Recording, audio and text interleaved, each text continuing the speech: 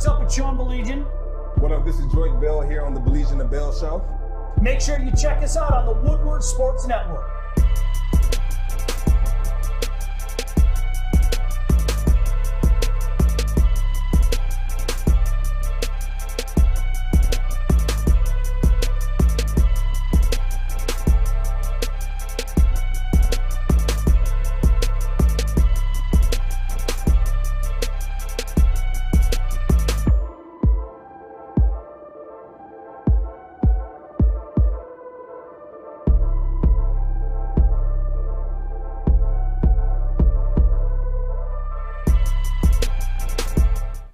What is up? So glad you could join us. Hope everybody had a fantastic weekend. Woodward Sports here on a Monday morning. Always a pleasure to have an old friend not only in here today, but certainly helping us out across the board at Woodward Sports. A gentleman that certainly needs no introduction, especially from the likes of me.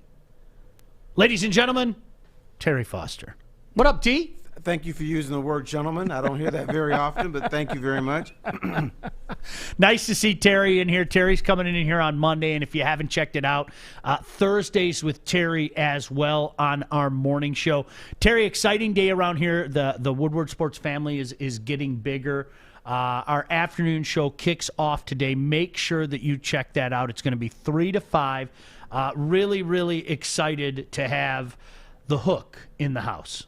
Yeah, I'm checking that out. I saw the video for the Hook, and I hope Maz isn't mad at me, but I said whoever produced that video should get a raise. They made Maz look cool on that thing. So I'm like, wow. I know Where's exactly. Maz? That part where like they show the camera panning over and Maz is kind of walking with his shades on. I was like, Maz looks like a bad man. I know, he's walking like he's got a little attitude. I said, this is not my Maz. This must be somebody else. That's not my man. You're not my man. Do you know my nickname for Maz? No, I do not. Penguin. Terry, if you don't know this about Terry, I've known this for a long time. You've been known to drop a nickname or 70. A few, it's a disease I have. That's because I can't remember anybody's name, so I just give them nicknames. So, seriously, make sure that you check it out. It's going to be Darren McCarty, Pilar Lastra. We had a chance to chat with her on Friday. Just a great addition to the family. Maz, Art's going to be in there as well. Art, you know what? I want to talk to you. Yeah. Can I talk to you for a second? Yeah. And just get... This has got to be pretty cool for you. Yeah, it's Darren to me is he's not just another guy. Like I share this story all the time. He's the reason why I saw a woman naked for the first time. So thank you, Darren. Oh, that'd be my hero for life then if that was the case. Really? No, seriously, I did not. Will you share this story? Yeah, so when they won the championship, I believe it was in '98. I was a young boy, like 8, 9, 10 years old, around there. And my grandma and I would cruise up and down Gratiot whenever Detroit would win a series or a championship. And so we were going up and down the road, and there was a pickup truck next to us, and there was a woman, and she flashed, and it's all because of Darren McCarty. How old were you? I'm 9, 10 years old, okay, maybe. see, because there's a reason. Terry, you may have heard me tell this story before. When the Tigers won the World Series in 1984, that was my first real kiss. Like, seriously, that was my first. And you know what I mean? Stranger, probably. It was. No, to 100%. 100. All right, so, at 14 by that time, you've had, a few smooches, I'm guessing, and things like that. This girl walked up to me, called me a cutie, and I didn't know that tongues could touch the back of your throat. Absolutely blew my mind. She didn't say anything. She just goes, "Oh, you're a cutie, yay, Tigers." And then, like, her tongue was, like, right there, and I'm going... Damn, I wish the Tigers could win every year. Yeah, right. It was like 14, and I heard a whole new world playing and everything. It was absolutely incredible. First time I felt a tongue on the back of my throat was a girl from Alabama. Because she would visit in the summer, and I could tell she kind of liked me, and we were young teens, and the fella said, "You going out with the Alabama girl?" I said, "Yeah." I said, they're different. Be careful. And I remember that. I said, "Sure are." Oh, that's great. Outstanding. So listen, make sure that you check it out today, 3 to 5. It is the Hook. Also, We got to tell you, Terry and I were talking about bracket guy last week. God. You might remember. Do you want to prove that you're bracket guy? You have an opportunity to show everybody that you're bracket guy and get hooked up. The perfect bracket payoff is here. Woodward Sports and Hall Financial want to pay off your mortgage. How about this? Win $500G if you guess the perfect bracket. Starting Selection Sunday, you will have a chance to go to woodwardsports.com and fill out your perfect bracket. And if we don't get a perfect bracket, we still have some awesome prizes for you. First place gets a 70-inch TV. I could use that in my basement. Second place gets a Detroit-made Shinola watch. Third place, a 60-inch TV. And we even have something for last place, a brand new toilet. So stay tuned for that. The perfect bracket payoff is here, and we're going to be keeping an eye on that. We'll be talking a lot about that here on Woodward Sports. Terry, no better place to start. Is Michigan the best team in the nation? From what I see, yes. Doesn't mean they're going to win it all, but here's what confused me. I didn't understand why Gonzaga was just unbeatable. Good team, playing in a crappy conference. They're supposed to win. And I've seen some of their games where it looked like they weren't interested. But I look at it this way. Michigan is playing in the best conference in the nation. And to win the Big Ten, normally if you lose 3 or 4 games, you win the Big Ten. They've only lost 1 game in that conference, and it's the best conference. I don't know why we're not saying Michigan is favored to win the NCAA tournament. Instead, we're saying Gonzaga, who plays, I guess their big games is St. Mary's and BYU and stuff like that. Beat a couple frauds early on that were ranked high that we later found out weren't really good as well. Sure. And that's a huge factor. That's a huge one thing that we were talking about before the show started when you're talking about this. Terry, I've seen this time and time and time again. You might look like the best team in the nation. I think that Michigan is the best team in the nation, for what it's worth. I really do. I think that Michigan's the best team in the nation. How many tournaments have we seen, though, during the course of our lifetime? Best team doesn't win the NCAA tournament more often than not. Well, the last time an unbeaten team won the national titles was back in 1976. Mm-hmm. A lot of these fellows around here weren't even born, but that was way back in the day. But when you have a tournament, when it's one and done, anything can happen. If you could have an NCAA tournament, best 4 out of 7, I'm willing to bet the best teams, or the team we think are the best, would win it more times than not. Yep. But this is the great equalizer. Have one bad day, and now when you look at college basketball, what are teams doing? Running up the court, shooting threes. Those threes, no matter how good you are, don't always go in. Now, back in my time, I'm going to be grandpappy for a minute. When you had more of the mid-range game and people doing little baby hooks and everything, I'm willing to bet that the better teams did win the majority of the time.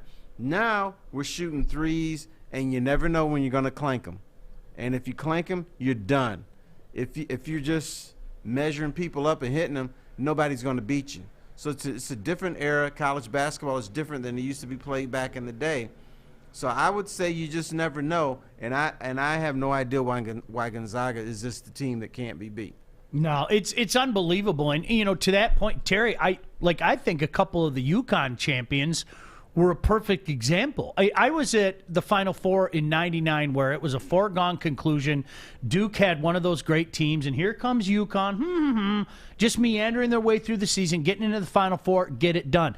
They've done that a few times in the last 20-plus years, where they come in and they just got, and you said it before the show starts, hot at the right time. Who's the best team that day? I mean, that's the NCAA tournament. That is true. But let's go back in the day a little bit when Michigan State made the Final Four against North Carolina here at Ford Field. Mm-hmm.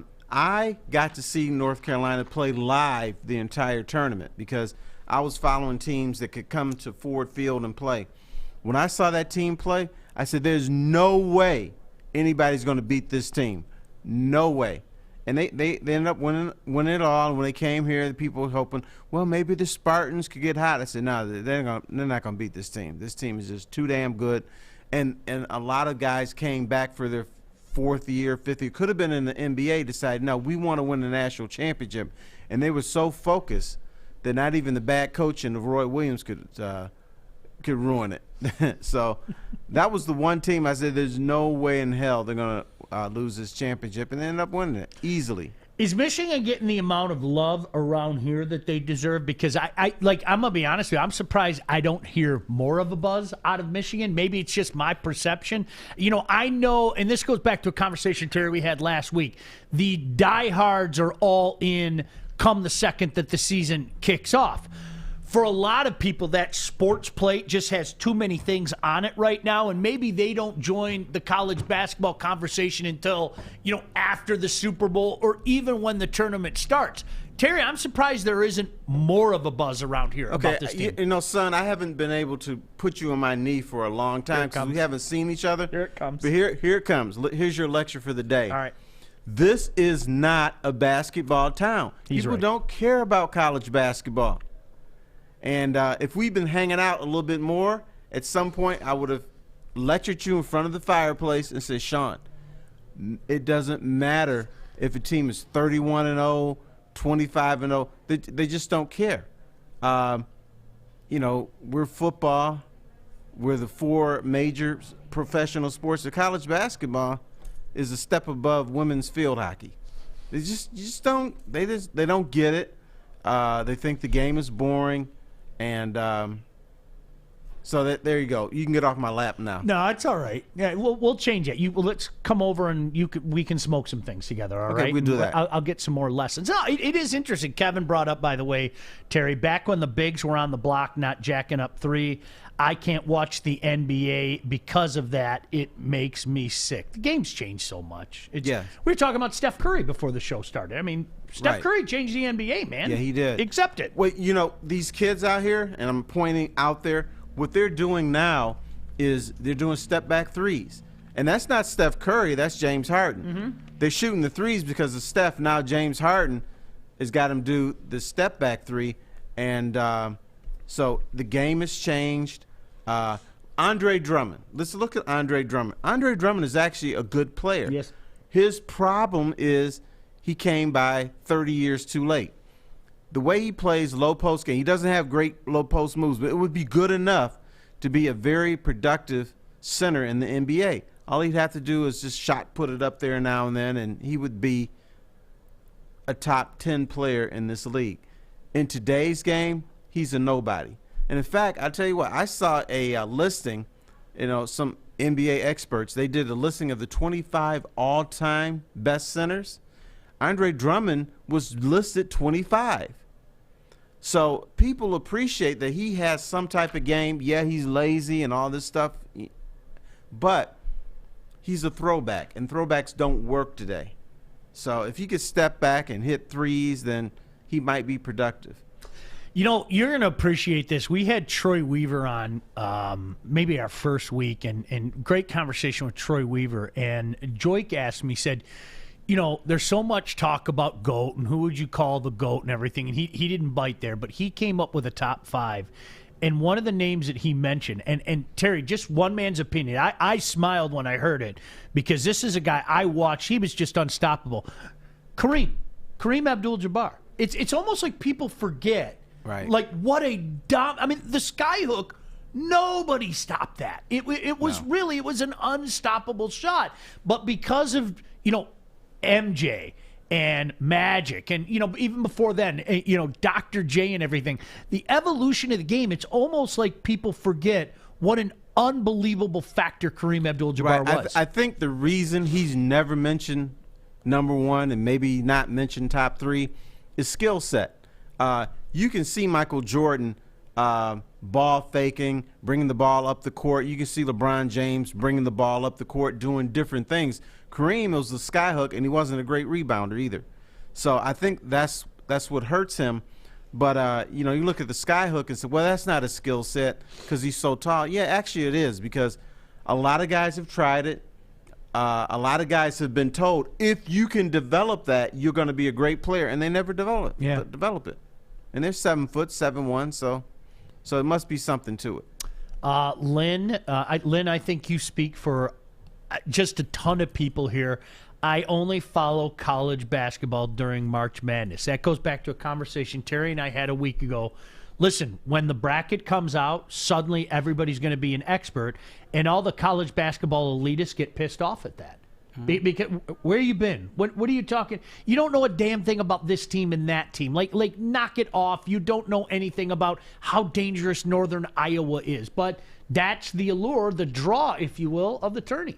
Yeah, all the scrubs kind of come in. It was kind of like some people. We talked about Tiger Woods and how he changed golf and how he got people to play golf. Well, the golf elites got pissed about that because now all of a sudden all these scrubs are coming on here, banging up their courses, not replacing divots. So that's the same thing with college basketball. You're getting all these loonies out here. Oh, I know more about college basketball than anybody, even though I haven't watched it in 5 years. So that's what I compare it to. And by the way, bracket guy, I don't care how good your bracket is. Stay the hell away from me. I'm not interested. If I'm being an ass, so be it. You know what? We might have. We've never seen a perfect storm like this, where we might have daily bet guy and bracket guy. Those two worlds coming together real soon. I might take a vacation from Twitter for a little bit, Terry, because I mean, now I am besieged with, oh my gosh. And Art's laughing in the other room because, quite frankly, Art is one of those guys. Much love to you. But Art will come up with his phone and he'll go, oh, dude, look what happened last night. And he was like, all I needed was one more rebound on a Foster. And I hit, and all that. And I'm going, that's great. Art, I'm sorry. And because Foster didn't get that one rebound, he's an asshole. You're not wrong. This is what this guy does. You're not wrong. But Foster had 26 points, 11 assists, and 9 rebounds. He's an asshole. Damn, how could he do that to me? Cut his ass. I'm done. No, but think about it. We could be besieged with that guy giving us how he got screwed with his daily plays and bracket guy at the same time. I mean, that's scary stuff, thinking, because that stuff's going to be everywhere. I mean, that's your timeline, especially the first couple days of the tournament. It's, oh my gosh, I can't believe I really loved upset-minded 13th seed. And it's like, you couldn't name 2 players on an upset-minded 13th seed, so stop it. Just knock it off. You heard Terry Foster talk about it on the tournament show, and you're throwing it out there. Let's just call it for what it is. But that day's coming, Terry. It's coming. It's coming. Hey, but you know what? Let bracket guy and bet guy fight each other. And I'll tell you what, the winner, whoever wins, yeah, okay, I'll look at your bracket then.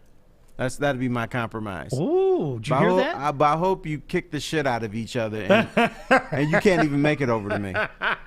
That's what I think. But you know what else could happen? I know they lost and Michigan State is back on the bubble again. But some poor team, a poor 3 or 4 seed, could face Michigan State in the first round of the tournament, and they'd be like, this is not fair.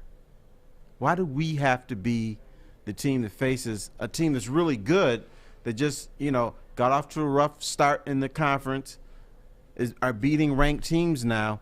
Why do we have to be the team that has to haul ass in the first round of the tournament? Because that, even if you win that game, that can mess you up the game too. Totally. While everybody else is winning by 30 and 40 points. Totally. Yeah. That's just one thing to remember. I mean, we can sit here and have the Gonzaga or Michigan or Baylor debate. We can have that debate, but I'll tell you what, more often than not, it hasn't played itself out come tournament time. We'll see. Terry's got an interesting proposition for Michigan and Michigan State fans, and we will get to that momentarily as well. First, I want to tell you, if you feel good about your interest rate because it's in the 3s, get over it and call Hall Financial, because rates are now in the 2s. Be smart and make the call, because you could be saving money. Hall Financial is fast. They do all the heavy lifting for you. So just go to davidhallmortgage.com now to get started. Hall Financial, lower payments, better options, more personal attention. D. Hall is a good dude and certainly helped out a lot, and he's going to be a big part of, in case you missed it, we've got the perfect bracket payoff coming. If you get a perfect bracket, you'll get $500K. Nope, that's not a joke. Even if you don't get the perfect bracket, that's okay. First place gets a 70-inch TV. Second place gets a Detroit-made Shinola watch. Third place gets a 60-inch TV. And if you finish last, you get a brand new toilet, right? Cool. So make sure you check that out. Details forthcoming, and we appreciate Hall for being a big part of that Hall Financial. As I said, Terry's got a proposition for Michigan and Michigan State fans. Okay, you know Michigan's going to be in. In all likelihood, they're going to be a number 1 seed. Michigan State, it looked bad, then it looked good, then it looked bad after the loss yesterday. But Terry's got a proposition. We will get to that when we come back. So glad you could join us Monday morning here on Woodward Sports. He's Terry Foster. I'm Sean Baligian. This is Woodward Sports. I'm looking to bring on another HVAC tech right now. We are recruiting 5 to 10 techs a month. We're looking to grow and expand. Every new tech we hire is from Northwestern Tech. The hands-on training is fantastic. They're always my first call. We love hiring Northwestern Tech grads. They come out trained and ready to work. Our program is only 10 and a half months, and our next classes are starting soon. So why wait? I'm looking to hire Hire a graduate Of Northwestern Tech. Northwestern Tech. Northwestern Tech. Northwestern Tech. I am so narking on you, Art. I am so narking on you. Now, you know what? During the break, we were talking about how the mood in the room, and Art was talking about the mood in the room. And what was the term that you used, Art? I said it was blissful. When Joique isn't around, it's blissful in here. I love having Terry here. I've never been called blissful before, but I'll take it. Hey, I'm not. You know what it is, Terry? Honestly, there is a big brother, little brother thing going on with Art and Joique. Yeah, he's my little brother. Yeah, but okay, and you know what? Fair. But you know how the big brother and the little brother they love each other deep down inside. Okay, but they like to do that, right? Nothing wrong with that. They like to do that. That's the dynamic going on with Art and Joique on a daily basis. As long as Joique doesn't haul off and punch him in the mouth, I'm okay with it. Hey, I'm quick. I can bob and weave. I may not know how to throw a punch, but I can bob and weave. I like how everybody around here can kick Joique Bell's ass. I'm not worried about him. So what, he played in the NFL and he's built like a tank. He sits like this and he's not trying to sit like this. Joique's kind of a big dude. He can't hit me. He can't hurt me. I can tackle him. This is. I don't belong here because all these dudes are real he-men. I should be afraid of all of y'all, man. My goodness. Who was it? Was it Joey talking about how he could tackle? Was it? That's delusional. Was it? Was it Stick? Yeah. Stick said that he could take a tackle from Sue. Oh gosh. Yeah. I want no part of either of them. Seriously, I want no part of either of it. No thanks. Here's what you need to do.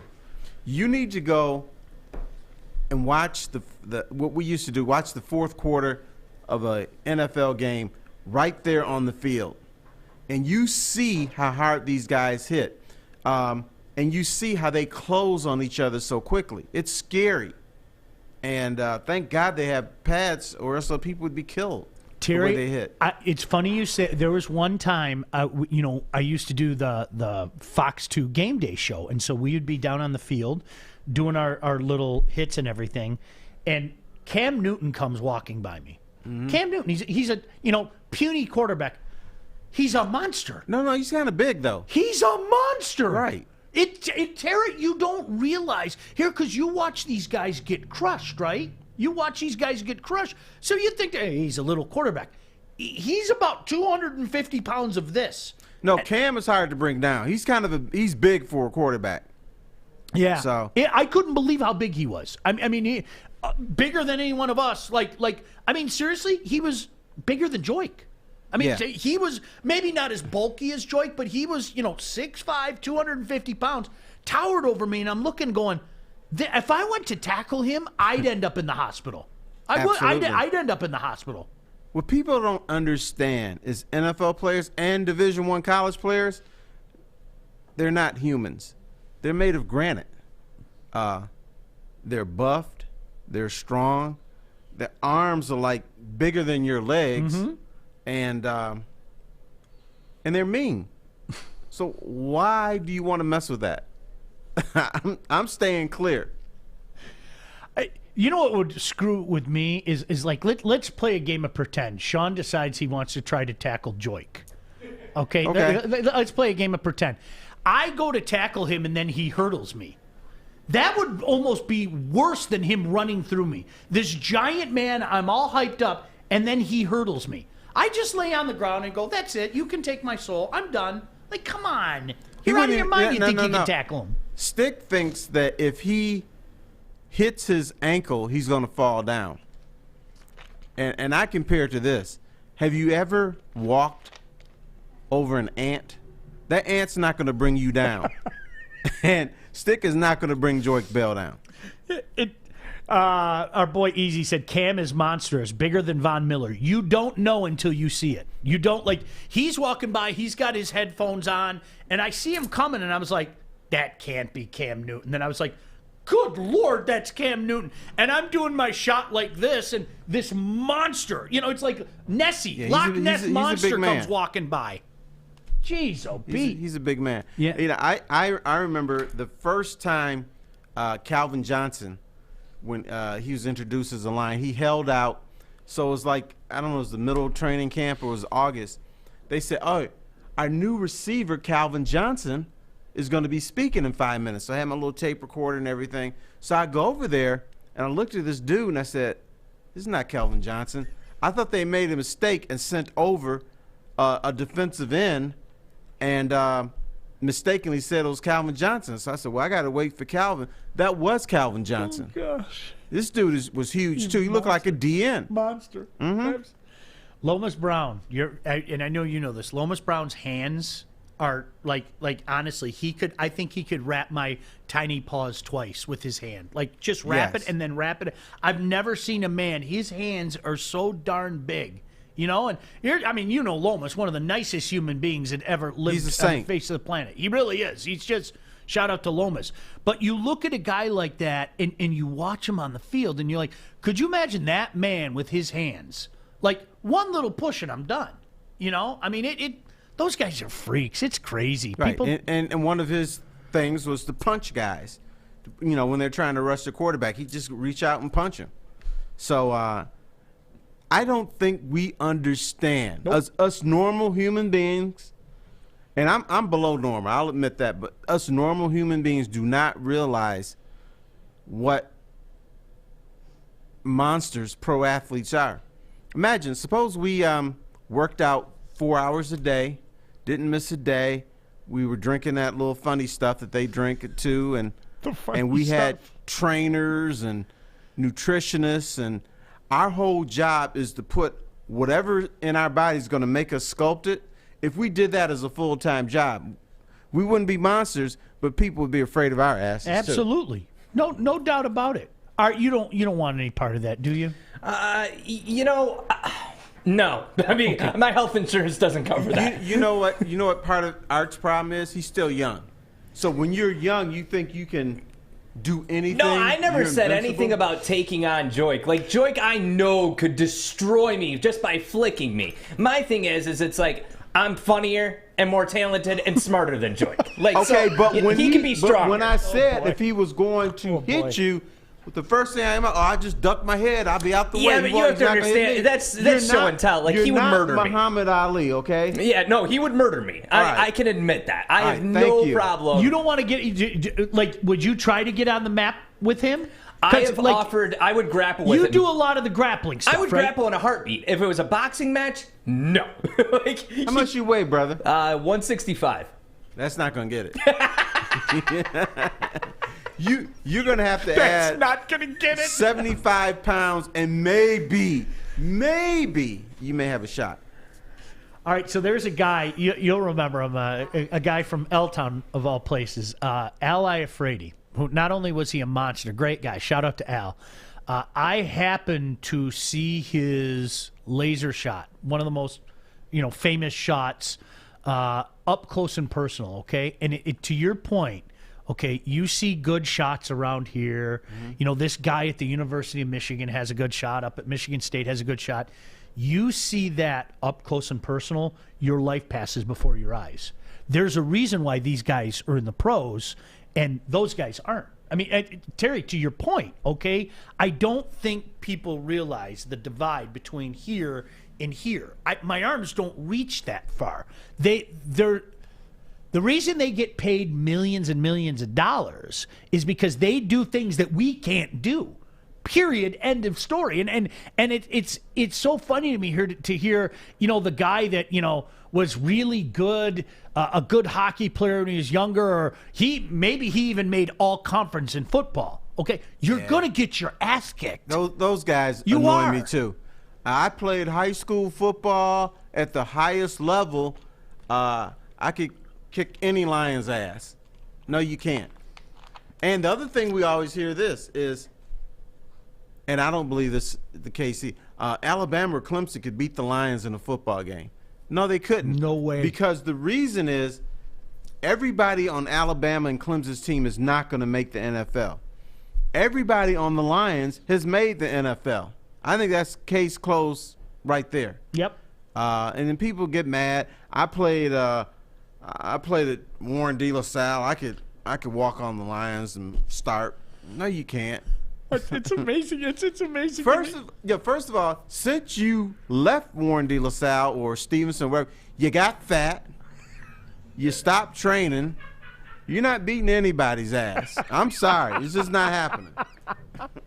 It's 100% true, though. It is, you know, oh, everybody missed on you, bro. Yeah, those scouts that, you know, get paid a lot of money to find talent, not only did they miss on you going to a major college, but they missed on you going to the NFL. And it's, you know, I think the older you get, you become more cognizant. Sean, you don't understand. It's politics. That's why I didn't make it. It was politics.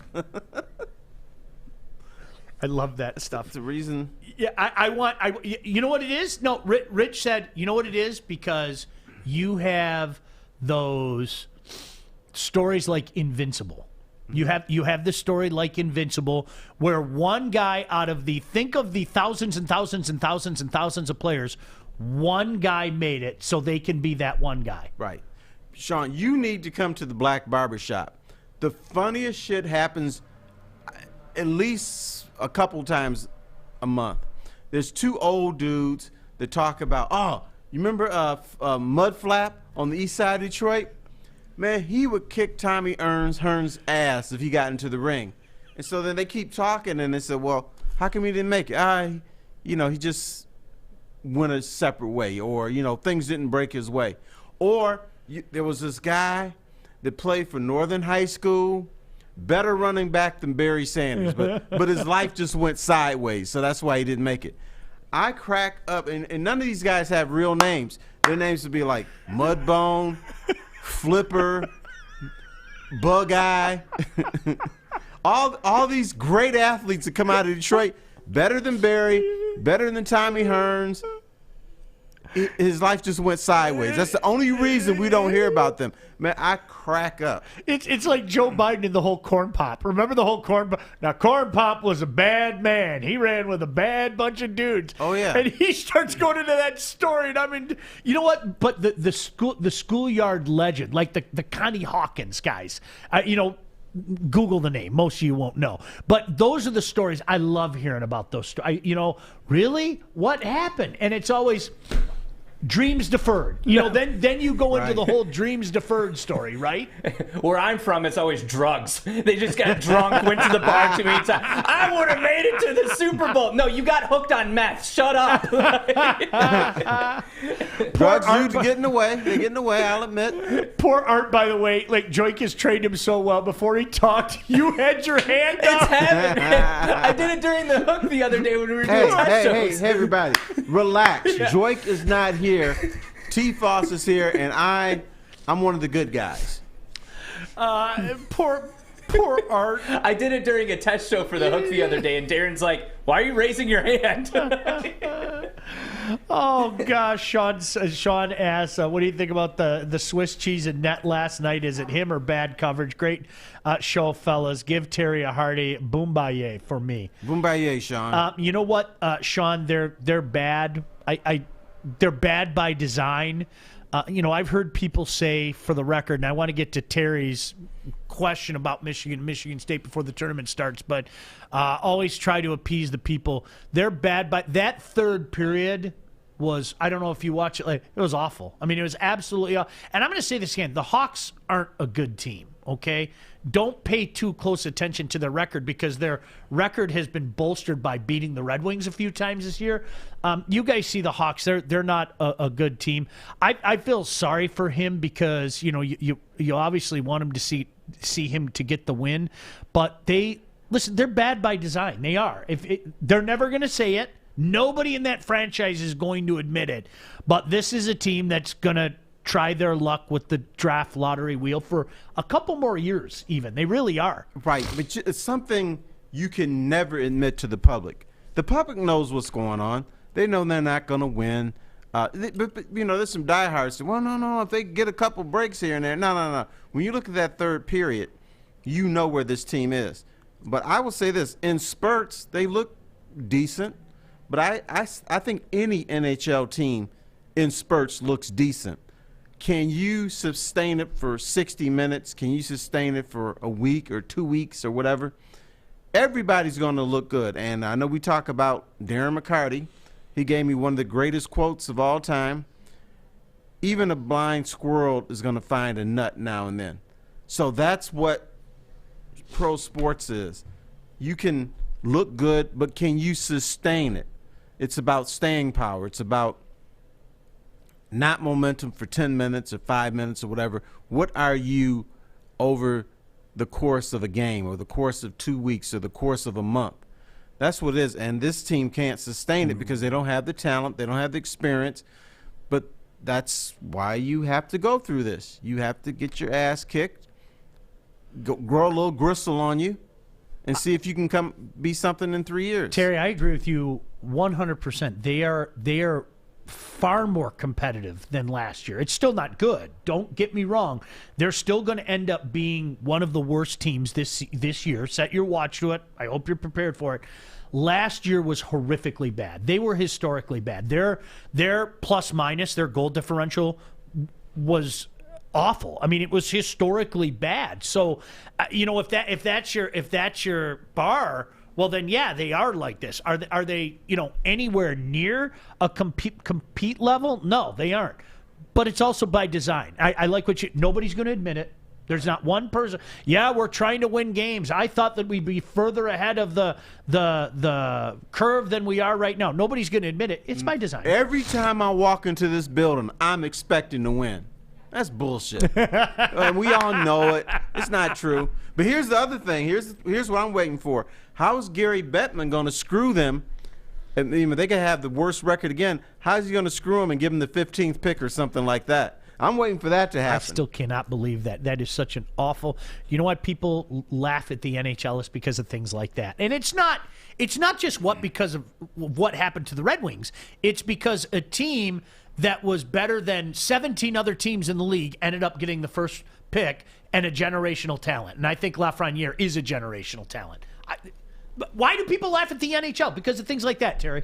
Yeah, because of things like that. It is a joke of a league. Now, the product on the ice, I like it. I like what they do. The one thing I don't like how during the playoffs, I think superstars should get a few calls. You're allowed to maul them. You're allowed, put them in headlocks and all this kind of stuff. And the ref is like, oh, nope, I'm going to be fair. Now, let them play. Let the superstars be superstars in the regular season and in the playoffs. That part I do not like. And you know what? Yeah, okay, it is fair that you should call it for everybody the same. Now, you know what's interesting? It is, I in my opinion, I think it's become too ticky-tacky, and let's rely on our specialty games. I'm a big fan of let them play. I've always been that way. But then again, I've been accused of being a Neanderthal since 500 BC, so I'm going to have to stick with that. All right, we're going to get to Terry's proposition in a second. Fish, my man, while it's not 250 degrees in here today, it's still about 228. If you can get some water during the break, you're my best friend ever. Hey, the price for an ounce is over $300. Why not start growing your own? With just one light, you can pull down up to 48 ounces every harvest. Do that math and then go see the crew at Grow Green. They have everything you need to start growing today and the knowledge to help you crush it. Check out the Dank Deals page at growgreenmi.com for some insane deals like, check this out, bags of Oceans Forest or Cultivation Nation, 70/30 for just $8. Mention Woodward Sports for a free Grow Green t-shirt. Talking a little more college basketball, Terry's got a proposition for you when we come back. Don't you go anywhere. He's Terry Foster. I'm Sean Baligian. Don't forget, later this afternoon, make sure to tune in The Hook. It's our new show. We're all really excited for that. Keep it here to Woodward Sports. Hey, it's Joey from Woodward Sports, and I am here in downtown Fenton at Bridge Street Exchange. This place has so many amazing things for guys. And ladies, this is the hidden spot that you got to come check out.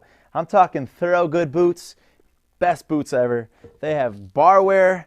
They got the Stormy Cromer hats. They got Carhartt hats, a huge Carhartt selection. They even got Snoop Dogg underwear. So go check them out, bridgestreetexchange.com, and use the code word WSN for 15% off. Well, hi. How are you? So glad you could join us here, Woodward Sports, 11:40 in the morning here, wherever you may be. I don't know what time it is, but it's here in Detroit. That's where we're based, 11:40. Terry, I thought you sent a text out last night, email out last night, with an interesting proposition that I always laugh at these propositions. Do you laugh at them because they're stupid or they're interesting? I think they're interesting. The answers are the stupid part. Okay. The question is always of interest to me because I think it's stupid, and I'll tell you why afterwards, because I think there's always a right answer and a wrong answer. But without further ado.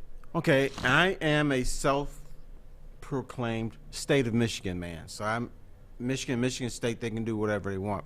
But here is what I want to ask the people who are listening. Michigan and Michigan State are in two different places as far as college basketball is concerned. And they're going to end the season with 2 games against each other. Let's say that, for argument's sake, that Michigan wins that first game. And the second game is set up this way. If Michigan wins, they win the Big Ten regular season title outright.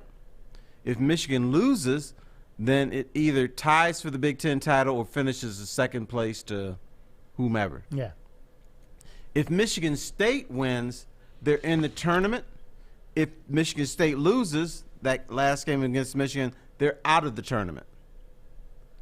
Which scenario would you want to see play out?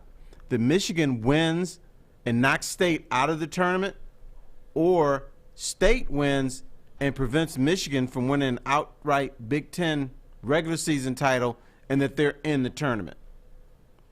You know what? I love these questions because, Terry, I've always said this. I've said this on the radio for years. I would love a scenario in this state where Michigan and Michigan State could be consistently good, where the college basketball world stops on that particular night, and it's like Duke and North Carolina, right? I would love that. And I really feel this way about college football. I would love it if Michigan and Michigan State, because, really, if you look at it, Terry, just in the last 20 years, Michigan kept their end of the bargain, then they couldn't. Michigan State kept their end of the bargain, and then they couldn't.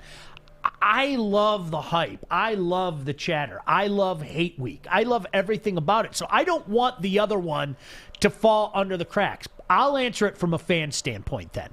And you guys feel free to chime in as well wherever you are. Terry, I'm a what's the best for my team guy.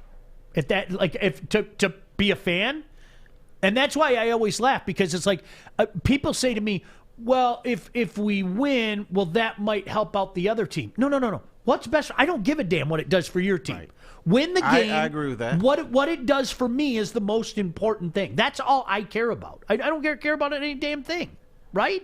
And we hear that in college football a lot too. It's amazing how people. Oh, I have to root for Michigan this weekend. Well, why do you have to root for Michigan this weekend? Well, if they beat Ohio State and Michigan State, takes care of business against Penn State, then we're the Big Ten champs. What the hell is wrong with you? Then of course you're rooting for Michigan. Right, absolutely. Mine is similar to you, and my thought is, what is best for my entertainment? And best for my entertainment is Michigan and Michigan State playing in the Big Ten tourney, if they have one this year, and Michigan and Michigan State playing again in the NCAA tourney. So I would root for Michigan State to win that game, get in the tournament, and then you have Michigan in this bracket, maybe Michigan State in this bracket, and they're winning, and maybe they'll face each other. That's what I root for. It's what makes me smile. Could you imagine that? I want you to think of that scenario that he just played out. So could you imagine 2, then another in the Big Ten tournament, and then another Michigan State gets hot, and the next thing you know, those 2 teams meet in the Elite 8. 4 times. I'm all for that. Count me in. And you know what? Count me in. People who don't care about college basketball here, they might even go, I think I'm going to check this out. This is interesting. You know what I'm saying? That's my entertainment. My thought on Michigan State is this. I don't care who wins, but entertain me once a year in football and entertain me twice a year in basketball, or 4 times in this scenario. However many times you play, just entertain me. Please me, tickle my feet, make me happy, make me smile, make me say, you know what, I hope you go into overtime, because this is so interesting. It's so fascinating because in recent years, I think we've seen this play out a few times, especially in football. I think a lot of people take I just want to try, especially like if you're a Michigan State football fan, okay? You have, depending on your age, you have been humiliated and berated and Mike Harted 50,000 times in your life. You have. Little brother hurt because there was a modicum of truth to it. Period. Yeah. End of story. And maybe at the time you couldn't admit it because it was too close to it. But then a couple of years later when Michigan State went like this and Michigan went like that, maybe you were man enough or woman enough to say, yeah, you know what, that did hurt because there was truth to it. Terry, I think we all win when the teams are firing in all cylinders. I don't care. It isn't as fun. It isn't as fun to stomp on somebody when they're down. It just isn't. I'm sorry. Yeah, it just doesn't count. And I think the fan bases around here are juvenile. And you know who's a bad Spartan? My wife. I hate it when she goes, oh, my God, Michigan's losing by 20. I'm like, baby, but your team is 5-18. Oh. Why do you care? She says, well, just as long as they don't win. I said, yeah, but focus on your squad. You know who has the best rivalry in this state? Central Michigan and Western Michigan. You know why? Once a year in football, we want to kick each other's ass, and in basketball, we don't really pay attention to it. But if Western is playing Northern Illinois, Broncos, you may as well beat their asses. I don't care. Because, when and if we beat you, I hope in football you're 8-1 or 9-0, and then we beat you. Like I said, a state of Michigan fan, I don't mind them winning. Why do I care about Northern Illinois or Ball State beating Western Michigan? I don't give a damn. Chips, fire up. I want to see those guys win. So I think the same attitude should be for Michigan and Michigan State. Why, if you're a Michigan fan, do you take glee in beating them in football if they're 1-6? Now let them be 6-1 and ruin their fucking season. Ruin it, make it hurt. That's the attitude that I would have. That makes a good rivalry. It's funny because I'm just going to use recent memory like this, okay? The Spartans absolutely decimated I mean, I still remember poor Devin Gardner laying on the turf. Shout out to Devin Gardner. In 2013, they killed him. 29-6. It wasn't competitive. It was minus 48 yards rushing and everything. 2014, they stomped him again. And Michigan celebrated when they finally scored a touchdown. Tell me, I mean, be honest with yourself. Tell me that the most satisfaction out of that era wasn't when they had their savior, Jim Harbaugh. They were going to win first year. No matter what revisionist history tells you now, well, we might only win the Big Ten first year, but we're going to win the national championship in year 2, 3, 4, 5, and all that stuff. The most satisfaction for me was trouble with the snap, by far. Right. By Terry, it wasn't even close, because those Michigan teams were terrible under Brady Hoke. It was about time that they finally admitted, okay, this Hoke thing isn't winning, and Michigan State helped speed that up. But it was trouble with the snap. Absolutely. Why? Because Michigan was good. Michigan had their savior. That was the year that Michigan was going to say, enough of this. We are going to exercise the demons of Ohio State. We are going to exercise the demons of Michigan State, and we're going to do it with a Michigan man. It was 100 times more satisfying in 2015, right? I'm sure it was. But my problem with trouble with the snap is this. In the aftermath, no one put any blame on Jesus Harbaugh. He made a huge mistake that I never read about, I didn't hear people talk about. But when you look at trouble with the snap, part of the reason you had trouble with the snap is that the punter is shitting in his pants back there, and you've got two gunners running down the field for no reason. That's a coaching mistake, and that's a coaching mistake that should have been brought up. Harbaugh made a mistake. Special teams coach made a mistake, but it wasn't brought up. But who do we blame? Oh, it was a fluke play and everything. No, you set up a fluke play when you goof up as a coach. You're supposed to put your athletes in the best position to win, and they were not in the best position to win on that play. Such a comedy error. I had to drink. I think I've told you this. I'm not sure if you were here, Art. I know I told you this. I had to drink vinegar that night. We had a swear rule in the house at the time, and I was the only member of the family that I was the only member of the family that hadn't drank vinegar yet. I know, and look, for all the degenerate gamblers out there, they would have bet a lot of money on me being first. I mean, everyone in my family had dropped a whatever swear bomb. And when that play happened, I kind of lost my mind and said some things I shouldn't have said. And I hear from the other room, I hear my 10-year-old daughter yelling, "Vinegar! Vinegar!" Did you really drink the vinegar? Yeah, I had to drink. What happens when you drink vinegar? Don't you get Have you ever sick? had vinegar? It tastes awful. Do you get sick? It's a bad taste. Now, was it vinegar, or did you cheat? No, I had vinegar. Apple cider vinegar. No, I had vinegar. It's terrible. It's just a bad taste. You even put it in your mouth.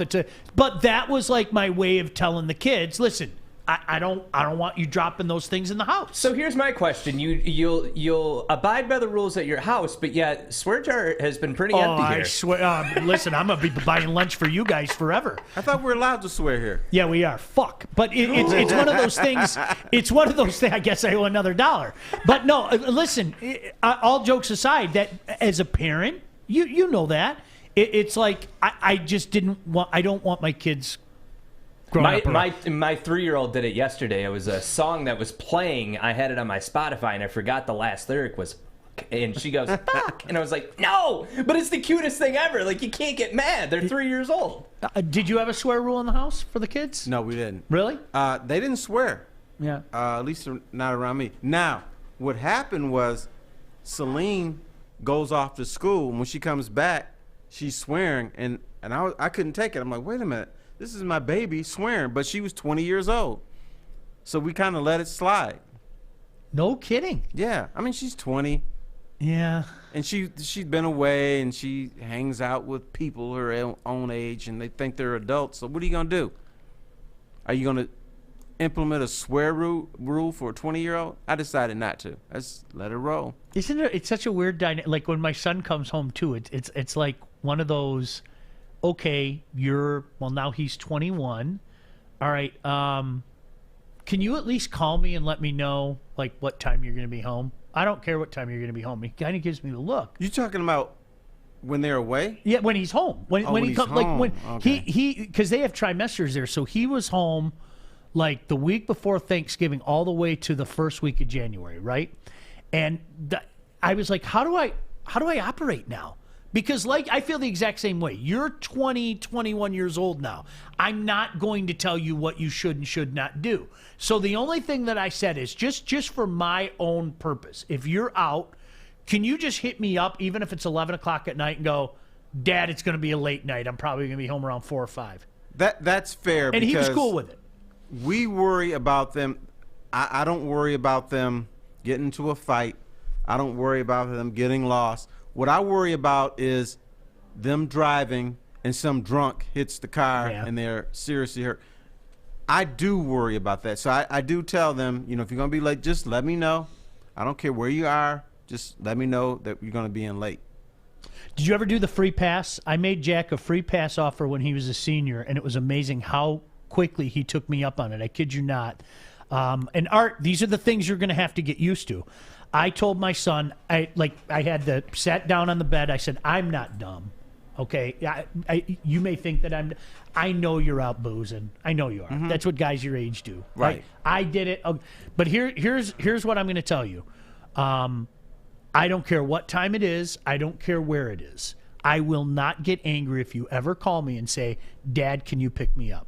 I don't ever want you to get behind your own wheel. I don't want you to get in the car with anybody. And if that case comes up, I don't care if you're 4 hours late. You have a free pass. You have an absolute free pass if you call me and say, Dad, can you pick me up? The next day, literally, I'm not joking. The next day, I'm sitting at home. He calls me. He was like, Dad, can you pick me up in a half hour? I was like, you all right? And he goes, I think I'm going to get sick. I said, why don't you go outside and go get sick and everything? And he goes, hey, but when you come over to so-and-so address, can you park around the block? And I was like, yes, I can park around the block. And I did. So literally, I went, I knew exactly where he was, parked around the block and everything.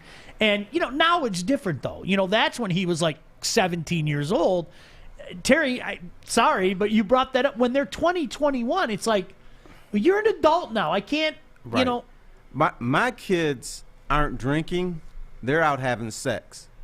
And my old ass, they try to say, oh, no, we don't do that. And I'm saying, yes, you are. Yeah, come on, man. I was doing it, and you are. So my son finally admitted that was the case. And my daughter, Celine, rats on him all the time. He says, I don't know any girls. And she said, Dad, watch for a tall blonde girl with a big butt. That's who he's messing with. So we went to the apple orchard. Lo and behold, we get our little donuts. Tall blonde girl, big bubble butt, comes up and hugs him and just wouldn't let go. Just happened to be there, huh? Just so happened to have been there. Wow. And he's like, he didn't know who she was. Yeah. I'm like, come on, dude. Really? Are we that stupid? Is that a dynamic? Parents are dumb and kids can tell them anything and then we're going to buy it? I used to do it. Yep. I used to try to fool my grandma and aunt and everything, and they look at me like, okay, yeah, you don't understand. We used to do that same stuff, brother. I drove all the way out to Easter once to pick up Jack. Seriously, that was when I think he was a freshman. I had to drive all the way out to no problem.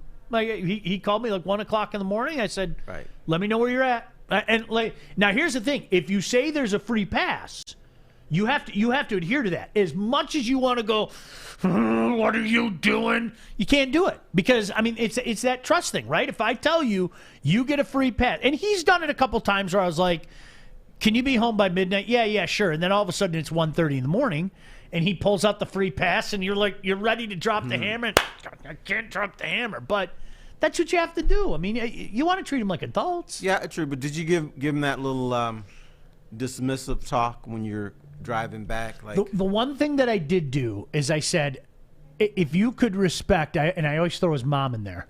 Smart move on my part. I go, if you could respect your mom and I a little bit more, and what I mean is if you text me at 11:30 as opposed to 1:30, like we agreed you were going to be home at midnight, right? Yeah, I'm sorry. Right. Just listen. Just tell me at 11:30. I'm having a great time. I've had too much. I may need your help tonight. Because then when it hits 1:30, then I'm like, all right, he's already an hour and a half late. Right. And like ding ding ding, like, oh Dad, I'm sorry. And I go, well, don't. It's not as much about. It's about your mom. Your mom stays awake at night. Even Play the though mom you're card. having heart palpitations. Right. It's me. Mom's fast. She's been asleep since 9:30. Right. It's me sitting at home We terrified. love the little boogers. We don't want anything to happen to them. Yeah, that's what it comes down to. So it's an interesting proposition when you talk about them coming. Now, is Celine coming back home when she's done with school, or is she just going right back out? Celine has got a job. Okay.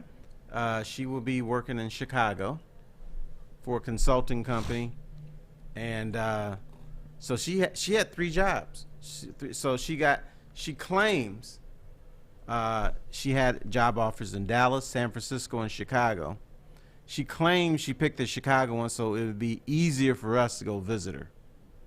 So I hope that is the case, and it is easier to go to Chicago. Aww. I don't know if I believe that, but that's what she said. I would convince myself that was the truth. Mm-hmm. So she never comes home anymore.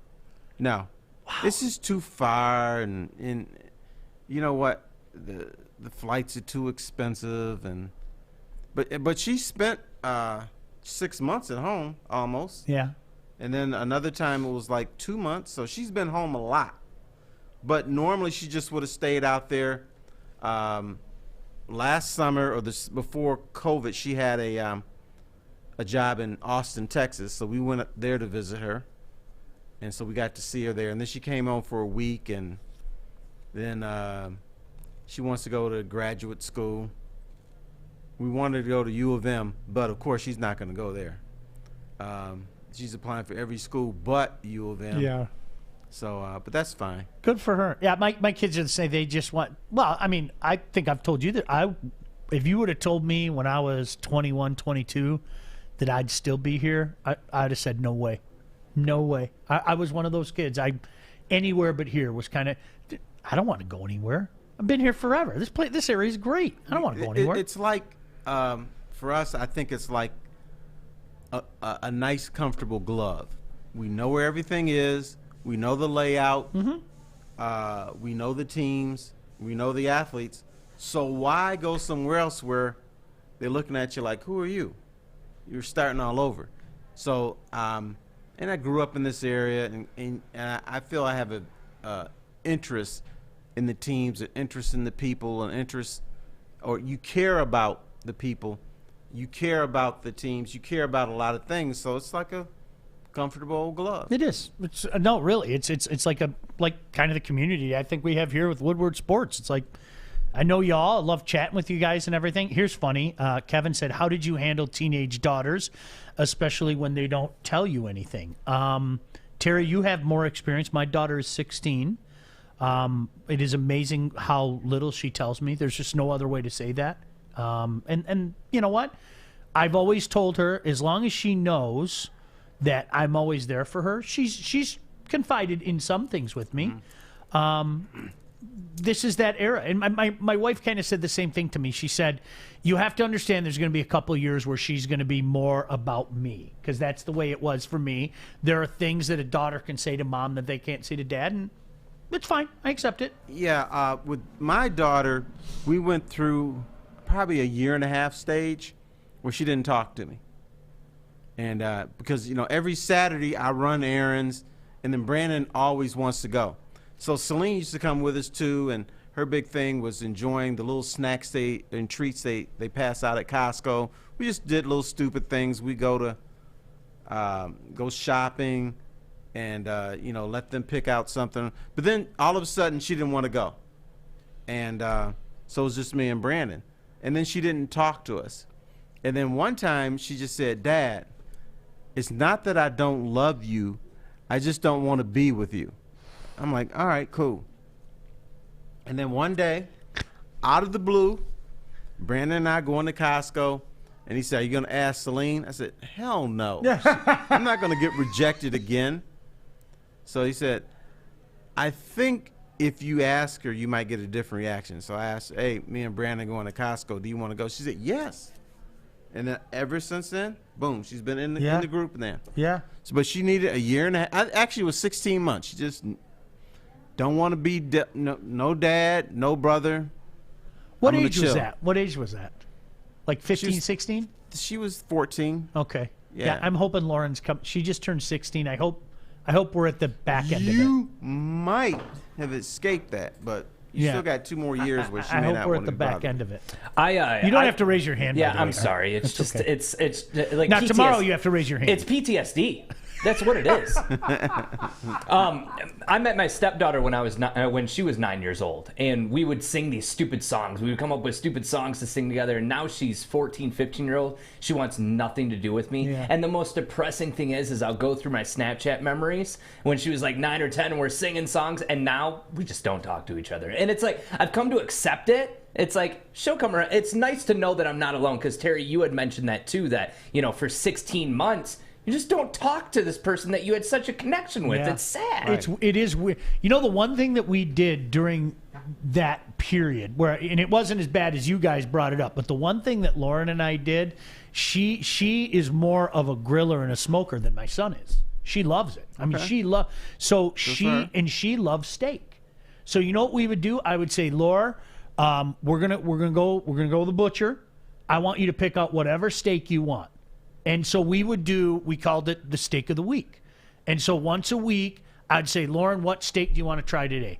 Dad, I've never had this one. What steak do you want? Dad, and we did that for it took about 4 months. And that was, to be honest with you, that was pretty much our only there were just things that she didn't want to share with me, and I never pushed it. Never anything like that. But when we would do our steak of the month thing, we would, go together. And all right, what seasoning do you want to use today?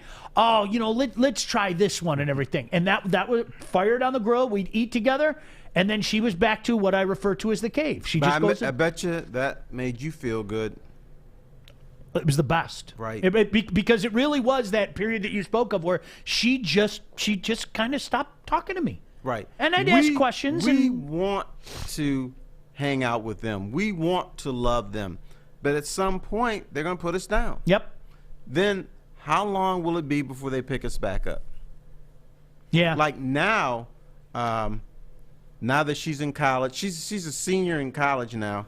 I'm like her best friend again. Aww. She wants when to does talk. it end for marriage? Like, when do they come around and want to start talking to you again? When does that happen? When does that happen, Terry? That's a long story. That's right. We could get into that, but go on. But now, she wants to know how I'm doing. She loves me. And I think part of it's because she's so far away. She's in California. She doesn't get to see me.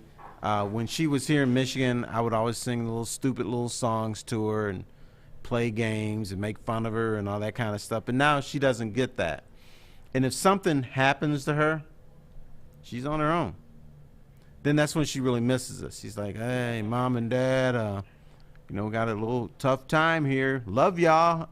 So I think, but they come around. Yeah, they do. It was one of the craziest things. Sorry that we're going on this, but Terry and I can relate. Our kids are both seniors in college. The first time I went and visited my son, my perception of my son was clueless kid from Northville in a big city like Chicago. I mean, really, that was my perception. Okay. And I've admitted this to him. I've told him as much. So I go visit him, and it was the biggest shock of my lifetime because, Terry, I'm so used to leading him around, holding his hand, and Jack, we're going to Comerica Park. Jack, we're going to a Red Wing game. Jack, we're going. He was literally leading me around in Chicago. All right, Dad, we have to jump on the green train, and then once we get off the green train at this, and we go on to the brown train. He didn't have the sheet in front of him. He didn't have this in front. He's going, all right, so to get to Wrigley, we have to boom, boom, boom, and I'm going, who are you? Wait. Who? So I told him, I go, okay, listen, I'm don't take offense. I came here half expecting you to be senior clueless. and you're blowing my mind. He kind of looked at me and he was like, really? You thought that? And I go, yes, really, I thought that. They grow up, they get away from it, they learn things that, you shouldn't be surprised. Did you raise him right? I think I did. Okay, then I think I did. That shouldn't be a surprise to you. Yeah. Because you're on his home turf. He said, okay, Dad has led me this whole way, and probably his thing is, okay, I'm going to lead Dad because Dad don't know what's happening around here. That's exactly what it was. But that's my boy. We got this bond, so I'm going to make sure that Dad has a good time, that Dad doesn't have to lead me because this is my turf. It's great to see, though, because it's like overnight, at 18, he was absolutely, check, I love you, but you were clueless at 18. And a year later, he's been in Chicago for a year, and it's just like, you're forced to grow up. You know what the problem is? They are growing up when they're with us, and they're getting better and better and better. The problem is we see all their flaws because we live with them. That's a good point. I remember her senior year in high school, they had this award. It's the most outstanding student of the senior class. So when they started reading the girls, they said, well, the girl most is an outstanding athlete. She's very smart. She's a leader. And then they said she's very humble. And I turned to my wife and said, well, it's not Celine. Because that girl is not humble. And it ended up being her. And I said, why do people think she is humble? It's my girl, but we see all the flaws. Yeah. We see them every day. We see their foibles and everything. So, but other people get a different view of our kids. It's funny. When my daughter brought her boyfriend over, you know that you have this thing in your mind. I am going to berate this kid. My son being the older brother, I am going to be all over this kid. Terry, and I said this to my daughter because afterwards she was like, Dad, you behaved. And I was like, I like this kid. And everything inside of me says don't like this kid. But he came in, it was almost like he looked at the manual of what he should say and what he shouldn't. He was polite. He talked football with me. You know, and the whole time I'm going, I don't want to like you. I don't want to. But I liked the kid. I did. But unless they're a total jerk, at least my feeling, the guys that Celine brought through, I liked them all. Yeah. In fact, when she broke up with some dude, I said, why? I mean, this is like, he's all right. But it just wasn't her cup of tea. Hey, what do you think about this Vanessa Bryant stuff? It disappoints me that the police or anybody would want to take photos of Kobe Bryant, his remains and stuff. Why are we that starstruck that we have to do stuff like that? Good for her fighting back. I don't I think in case you missed it, Vanessa Bryant wants the names of deputies who took photos of the Kobe helicopter crash made public. She's seeking damage for negligence, invasion of privacy. It is being said, the internal affairs out there in LA said one sheriff took 25 to 100 photos of the crash site and sent them to multiple other deputies who shared them with others. And I'll tell you what, if somebody texted me a picture of some crash site, and I don't care who it was, I'm telling you, I'm not trying to be PC. I'd go, what the hell's wrong with you? Why are you sending me that? Yeah, I want to remember them the last time I saw them. I don't want to see an arm over here, not a loved one, and a leg over there. If it's somebody I don't know, I can handle that. Okay, that stuff happens, but not your bleed, not your loved ones. Just let me remember them for what they were before. Now, if the officers are sending us around here as an investigation, then that's okay. But if you're sending around to get your jollies off, or just hey Jack, look what I got here, that's not right. So I'm glad she's standing up. I know my wife would stand up and get pissed with somebody if they were doing that with me. So it is being alleged that a deputy trainee who was sent to guard the crash site sent pictures of Bryant's remains to civilians, including his niece, a woman at a bar, and a bartender. We live in a sick society. Right? Yes. Like, what? Hey, guess what I saw? Right. My response would be, what the is wrong with you? Right. Seriously. Good for, and she was quick to point out, hey, listen, I don't want to say this is cops are bad. There are a lot of cops that do a good job. There are a lot of cops that were part of this investigation that did things the right way, but these guys need to be called out. Absolutely. Or if somebody is showing you some sick photos like this, say, okay, I'm good. I don't want to see this. Move it away. Yeah. And then maybe they would think twice about showing it to other people and everything. But if you're all like, oh, wow, look at this, then he's going to show other people. I don't get it. I mean, that's just, and as Brandon said, Kobe or not, that should be illegal. It's common sense, right? I mean, to me, that's common sense. It is, but you got something juicy. And people like juicy stuff. We like the train wrecks. We like the plane crashes. We like to see disaster. And so we're all into it. So we think we want to show it with other people or share it with other people. Now, this reminds me of people who say, well, the only reason that you do things are for clicks, like if you're in the media. Well, we don't show it if you're not interested. And so I think these police officers thought they had an audience that was interested in something like this, that we want to see the disasters. It was Kobe Bryant, so this is a huge, big deal. So I'm sharing it with people, and I'm going to be the man. You know what? It's funny. Darren McCarty is a big guy, and don't forget, coming up in just a couple hours here on the Woodward Sports Network, you've got the new show coming up, The Hook. Pilar, Darren, Maz, and of course our buddy Art. And I hope Art sticks around with us. Art, you're going to do both, right? Yeah, right? I'm not going anywhere. There, it's Yay. a 2-for-1 value. Chad got the best deal. I do 2 shows, I get paid for 1. You know what I want to see you do, Art? What's that? Instead of Darren McCarty putting you in a headlock, I want to see you put his ass in a headlock. Let's not get crazy, Terry. Well, I need to go home to my kids. He's not going to do anything to you. I got to go home to my kids, though. He'll smile and laugh it off. Ha, ha, ha. He's not going to hit you. Put him in a headlock. You know what? But Darren's big thing is Darren said. I've heard him say it once. I've heard him say it 1,000 times. Is he wants to know about the why? And I think you just explained the why. There's some deputy trainee who, hey, I'm the shit now, man. Yeah, I'm Barney Fife. Look, yeah, right, Barney Fife. And no, honestly, hey, oh my gosh, I'm the guy that's on Kobe Bryant's site. It's like he's trying to show off or something. It's like, congratulations, you sent a picture of a dead guy. It's probably a big deal for him to get that assignment. Cuckoo. It is.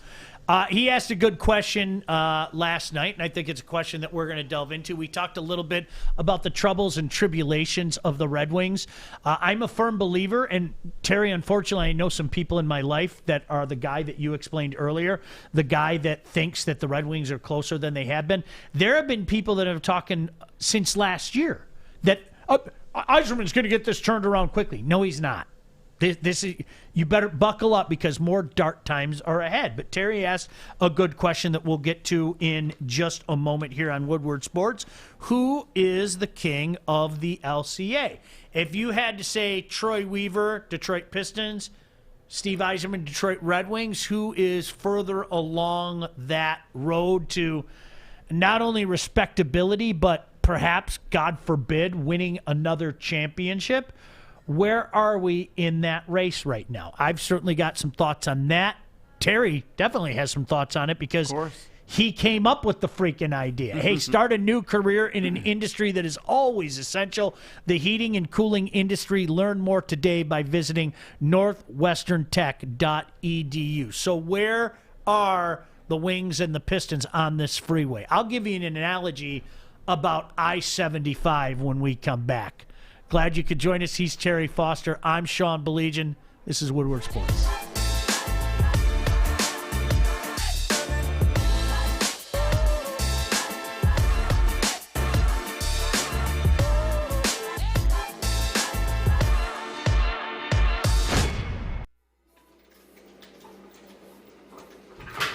Morning, Art. Morning, D-Mac.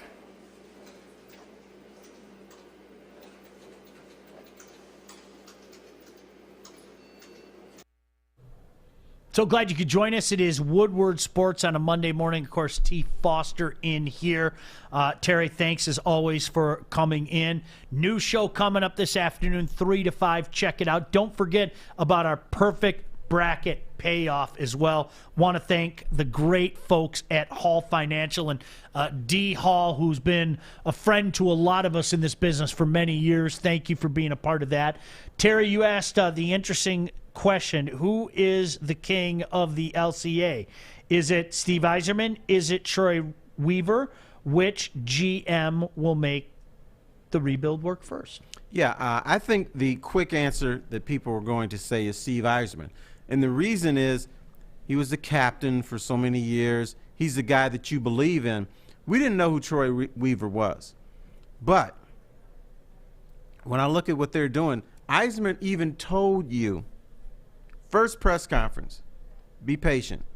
I'm not going to do this right away. I want this to be sustaining power. Don't expect miracles. But, you know, that went in one ear, out the other. The captain. People are like, no, he's just talking. But he's telling you that the rebuild is tougher for the Wings than perhaps it is for the Pistons. Troy Weaver came in and just shook everything up. He shook everything up to where you have a young team that looks actually pretty good at times, but then they disappear. I think right now the king of the LCA is Troy Weaver. I agree with you. I think he is a very innovative guy. He can find talent deep into the draft. And yes, Steve Yzerman has that pedigree where he's won cups as a GM. He's won cups as a player. But I think in this circumstance now, the Troy Weaver is going to be a little bit ahead of Steve Yzerman as far as getting this team back on its feet. And it should be a little bit easier in the NBA because you don't have to deal with as many players. No, I agree with you. You know, the analogy that I was going to use, I was going to think of, you know, here in the state of Michigan, everybody knows I-75. And if the start point is the Ohio-Michigan border and the end point is, let's say, Mackinac Bridge, okay? Yes. I think Steve Yzerman's in Monroe. I really do. There is a hell of a long way to get up to the Mackinac Bridge yet. And I could not agree with you more, Terry. I've said this time. Listen. Sometimes if you take the time to listen, a general manager is going to tell you exactly where he's at. He told you, not even 2 years ago. Be patient. Yeah, and I'm not saying Troy Weaver's in Gaylord yet. No. He might be in Auburn Hills or Saginaw. See, you know what I was going to say? Metro Airport. He's further down the line than Steve Yzerman. If Yzerman's here in Monroe, he's about Metro Airport. Maybe he's getting into the area and everything, you know. And well, you know, Metro Airport is not on 75. Yeah, but see, I'm doing the 275 thing. Yeah, oh, sorry. You're going that way. Okay. Come on, L-Town. No, I'm cutting 275. But you know what I mean. So maybe he's in Troy. Yeah, Troy, something like, you know, maybe something like that. So that's, to me, Terry, that's where I'm at with this is, you know, there's a heck of a lot more work for both of them. I think Troy Weaver's ahead at this point in time. Now, the major disadvantage Troy Weaver has is that if the Pistons feel they're one piece away, let's say they want to bring in KD or Anthony Davis, those guys aren't coming here. But Red Wings, if they feel they're a couple pieces away, he's more likely to bring in a free agent in the NHL to come to Detroit. Mm-hmm. So he has that in his back pocket where he could leapfrog Troy Weaver. But I think Weaver, as far as talent evaluation and innovation, is a little bit ahead of Steve Yzerman. Steve Yzerman still has that little, so we say, ace in his pocket that he can pull at some point when he gets closer. But that's still 3-5 years down the road. And you know what? He's got, if you can, and I always tell this to people, take a look at all the expiring contracts that Steve Yzerman's dealing with. He's going to flip this roster again, and probably another time after that. Yes. You know, and that's what people don't understand. Steve said nod to Weaver getting a bunch of young guys out there right now. NHL takes longer for those kids. Steve is a guy who did junior hockey for many, many years. It is very rare that you can bring in an 18-year-old like Steve Yzerman, and he's going to even play at this level at 18. More often than not, they're going to play 2 more years, whether it be for their junior club, whether it be overseas, whatever the case may be, their club in Sweden, their club in Germany, whatever the case may be. So you might, this guy that you heard his name 2 years ago, it might be another year before you go, oh yeah, I remember they drafted that guy named Terry Foster out of Stockholm, or whatever the case may be. Well, the Pistons' nucleus is in Detroit. Yep. The Red Wings' nucleus is in Sweden right now. So that shows you the difference between the 2 leagues. And that's why maybe it's unfair to Steve Yzerman to try to compare him to Troy Weaver, because it's 2 different leagues. Yeah. I think that's a good point, Steve, about the age, for sure. All right. To me, I feel like you raised your hand again. I know. I'm sorry. To me, I feel like it's an open. The King's crown is open right now. Like, there's no King of LCA because neither of them have brought a championship to Detroit at that arena. Well, the king in making, maybe the prince of the. Until you who's closer to the throne? Yeah, How's there you that? go. Because they always say, like, who's going to be the first sports team in this new era to bring us a championship? Is it going to be the Lions, the Pistons, the Tigers, the Wings? To me, LCA is kind of vacant. They're just waiting for somebody to stake that claim, and we're still waiting. Do you now we have the new look Detroit Lions. Is there any part of you that says the Detroit Lions could be the next one to bring a championship to Detroit? Because I've never said that in my life. Terry, honestly, there is a mental block. There is a mental block that will not be lifted until they win. When I hear the word championship, like, honestly, I openly, might they be the fastest to being good? Yeah, we could say that. Sure. I mean, if you want to have that, but I don't know. I'm just going to speak for me, and maybe you guys, Terry, championship in Detroit Lions, it doesn't. I do this every Super Bowl Sunday. I'm not joking. This is a true story. Every Super Bowl Sunday when they're introducing the teams, I take a moment and I try to concentrate. The Detroit Lions standing there getting all hyped in their uniforms and everything, and I can never visualize it. Honest to goodness, I cannot visualize it. And I've done this every year since I was a kid. Like, can you imagine, there's Calvin in the tunnel, whatever the case may be. Kenny Galladay's getting all the guys hyped, standing in front of the crowd, and now the NFC champions, the Detroit Lions. There's nothing there. I can't visualize that's it. Impossible. Now, the one thing I will say about our Detroit Lions, here's what I want. You talk about championships. I want the Detroit Lions to say the word championship. They don't even say it. You're right. So unless you can put yourself in the mindset of, okay, I want to be a championship team, instead of, well, on any Sunday we can win games. I don't care about winning games. Yeah, you have to win games to win a championship, but that mentality is so feeble to me. I want to see this new regime talking about, we're here to win the championship. Yep. Until I hear that, then bam. Terry, and please yell at me if you want, okay? I think for the first time in my lifetime, they are actually cognizant about how bad they are. And if I'm giving them too much credit, yell at me. But when when I hear them talking about 2 or 3 years, it makes me say, oh my gosh, they get it. They get it. Am I giving them too much credit? No, I think this different people, different mindset. The old people are out of the way now, and that old okey doke mentality may be out of the way. So no, I'm not gonna yell at you. Okay. I'm not writing any wins yet or anything like that, because it's just, again, people don't want to hear it. I know we've had a couple guys on here say they're going to shock the world this year. You wait, 9-7, 10-6. Okay, great. They're basically telling you, yes, we're going to suck. Really, that's what they're telling you. And for me, that's a welcome change, because in years gone by, what we had to endure? I think you guys might be some. Matt Millen, I don't know if you were there, Terry, I'll never forget, in 2008, you knew something was going on, because all of a sudden Matt was all around training camp and holding court for everybody, and he was very silent. And then he came out, and remember, he had that Millen beard. He had that Millen beard coming, and Salt and pepper. And he was very very quiet. He was like, "I think this team's going to surprise people. I think this team is going to surprise people." They did surprise people. They were the first team to go 0-16. But Terry, I think that is the change to me, and I welcome it. It's progress, again, by Detroit Lions standards, which we have to rip that up and throw it away and stop talking about Detroit Lions standards. But from a perception standpoint, they're not writing any checks. They're not saying, hey, I think we're going to surprise people. They're saying 2 or 3 years. 2 or 3 years. I welcome it.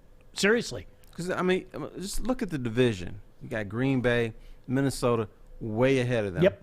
Chicago, we don't know about them. But going back to 2008, that team thought they were going to win. Their final preseason game was in Buffalo. They really did. And I was talking to Cliff Averill, and he was just excited about the season. And I said, well, if opponents look at your game film, what would they see on the game film? That was the question I said. He says, they would just see talent leaping off of the page. They would see a team that's about to explode. He was so happy. He was so excited. And this wasn't just the, you always get the usual bullshit. This dude was excited. He's like getting ready to go. We're going to stun people.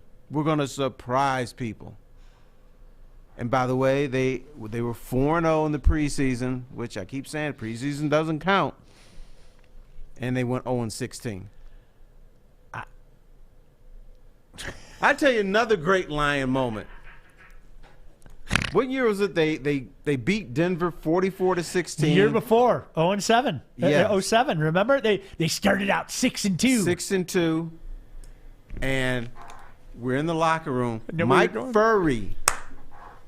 Mike Furry turns around before he leaves and says, "Hey, media, you can kiss our ass." And as soon as he said that, I'm like, they're not going to win this division. They're not going to make the playoffs. That was their death blow right there. Because when the Lions get too excited, when they're like doing like this, we're the king of the jungle, all that hair on their mane falls out and they become pussycats. Question for you, Sean. I think I know why you can't envision them coming out of there, getting ready to win the Super Bowl or win, even a playoff game at this point. Because there's no real true star power on the Lions team. There's not that one player. You had Barry Sanders, you had Calvin Johnson, you had, some would say even Matt Stafford. I mean, he was a star player. He just was on the wrong team. I think the reason why you can't envision it is because who is on the Lions staff right now on the field that's actually can present us with the possibility of reaching the Super Bowl. You have a great, but even back then I couldn't do it. I think this franchise, even during the Barry Sanders days, they've kicked me in the soul so many times in my life. You've been hurt too many times. Yeah. You can't look at them the same. No, it's and please don't misconstrue. Don't misconstrue. I'm not one of those guys. I don't believe, Terry, I don't know if you and I have had this conversation. I do not believe in Lions free. I don't. I don't believe in it. When I hear people say that, I do not believe. If you have to tell somebody you're Lions free, that screams to me you're not Lions free. Now, with that being said, I fully believe a guy like Terry. Terry's you've been consistent for 20 years. I don't give a damn. What do you want me to say? I don't believe in them. Yeah, bam. But and you know what? I've never seen Terry get the emotional roller coasters. I think the emotional roller coasters scream to me that you care. Right? I mean, really. I mean, if you didn't care, well, then why would you get worked up about it? I mean, really, that's the way that it is. But I just want that Mike Furry story is true. The Lions started 6-2 on a beautiful, beautiful day. They pounded Denver to advance to 6-2 with the noted brilliant strategist Rod Marinelli. And then they went 1-7 to finish the season and went 7-9. Right. And you know what? Here goes back, and this goes back to the conversation that I had with Stick, okay? They went 7-9, and people were celebrating that. Why? It was the high watermark during Matt Millen. 7-9, and people were saying 7 years into a rebuild. Matt Miller's figuring it out, man. We're 7-9. We're 7-9. Granted, we were 9-7 when he started, and it took him 7 years to get to 7-9. But hot damn, the Lions are here. When did the Lions pump out their chest biggest? Another one bites the dust. Yep. What happened then? Same thing. Same. Start out 5-0. Like this, yeah.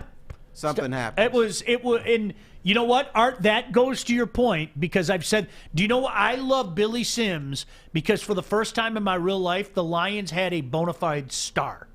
In my just few years of watching the game, that was the first Lions real star. You know, you have to remember I was, 10 when Billy came here? I don't remember Lem Barney. That was a little bit before my time. In that 5-year period, the Lions didn't have anything. You know, Doug English was a good player. Bubba Baker was a good player. But I'm talking bona fide star. And so, you know what? That was the first time that little Sean got, you know, this is going to be different. Poor kid. They got the Heisman Trophy. It's going to be different. You'll see. You'll all see. Right. Harrison said it's so hard to imagine the Lions winning a championship. Maybe this regime will change things, but that remains to be seen. I can't.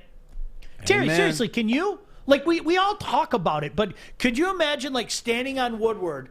Because I know UT, you'd kind of be standing off to the side, taking everything in. You're the guy that, you know, Terry observes. He's the smart one. Try to you can't. This man would be buying elephant ears and hot dogs and all kind. Having a great old time. Be drunk walking down. You know, the alcoholism rate would just go through the roof here if they won a championship. But I've heard so many times, wait till next year, that you get sick and tired of it. Yep. Andre Ware was supposed to be different. Because he won the Heisman Trophy. Steve Owens was supposed to be different because he won. Think about this. Here's a franchise that had 19 years of Barry Sanders and Calvin Johnson. And in those 19 years, they won one playoff game. That's sick, humiliating, and almost impossible. And a lot of people, you know, like, well, Barry Sanders, that's all they had. No. They had Herman Moore, great receiver. They had Brett Perriman, Johnny Morton, very good receivers. They actually had defensive backs who were good, William White and other guys like this. Now, why didn't they go over the hump? I'll tell you why. One time, I actually thought their defense was good. Their defensive backs were good, but they were playing bad, so I was ripping them in columns. So one of the I think it was William White, grabbed me, because we used to, at the Silverdome, they had this kitchen. He grabbed me and pulled me into one of their little film rooms. He said, I want you to see something. You're ripping our asses. Here's why. He had the film was paused. I think it was they were playing Green Bay. He says, I want you to count how far off the line we are. So I counted 1 yard, 2, 3, 4, 5, 6, 7, 8, 9, 10. They're 10 yards off the line of scrimmage. He says, what are we supposed to do? They can dink and dunk us all day long. We can't do anything about it. That was the first time. We're not getting good coaching. Now, would he ever admit that if you had the tape recorder on? No. The coaches are doing a great job. They're working hard for us. No. But in a time when it was just me and him talking, yeah, we're not being coached right. And you know who the defensive back coach was? Wayne Fontes' brother, Johnny Fontes. And before that, the defensive cat, I forget his name, but it was Wayne's other brother. Was it Len Fontes? No. Okay, Sean, here, I'm going to educate you on something. 3 brothers. All their last names are spelled Fontes. They all pronounce their last names differently. It's a true story. It's a true story. Fontes, and Fonches. How does that happen? It's true. That'd be like me. Oh, Wayne, Johnny, and Len, right? yeah. Wayne, Johnny, and Len. That'd be like me. Yeah. Sean, I met your brother, Johnny Baligian last night. My Italian brother. Right. I just got back from Palermo. Right. How does that happen? Yeah. Oh, that's. You know what's funny, Terry? You hit on it. Like those teams in the early '90s, Spielman was a damn good player. Okay. Yes. You know they had it up front. Jerry Ball and the boy Benny Blades. I love Benny. Benny's one of my favorite. There was talent there. I mean, it's amazing. I still think back, and I've talked to a few of those guys, Spindler and Herman Moore. There's almost that. Okay, seriously, and I'm not trying to be a jerk.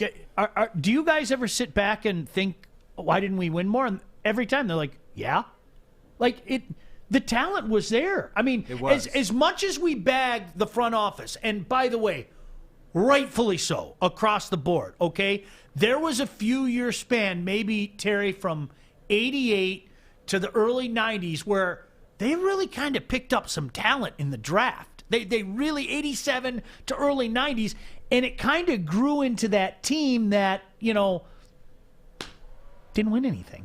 No, it a didn't. Playoff game. No, they didn't. And I'll tell you who was hilarious. Benny Blades. Oh, my gosh. Benny best. Blades was a safety, and they moved him to linebacker. Every time he went to the locker room, he bitched about it. Yep. I'm too small, shouldn't be playing linebacker, and he just would bitch back. Coaches don't know what they're doing. You got bits and pieces from them that the coaching staff was flawed. But we didn't pick up on that. Killer, our mutual friend, Tom Kowalski, longtime beat writer. I'll never forget the 95 season. We just started talking and, became friends and everything. And he would tell me, in typical Killer fashion, kid, listen, here's the deal. That's him. When the Lions lose, go see the guys from the U. You go see Brett Perriman, you go see Benny Blades, you got the real story. Yes. They did not hold back. And so, if anything, Terry, I'm backing up what you're saying. Now, did they go 100%? No, but they went 80%, which is about 70% more than anybody else was going. Yeah, you really had to listen to them too. Yeah.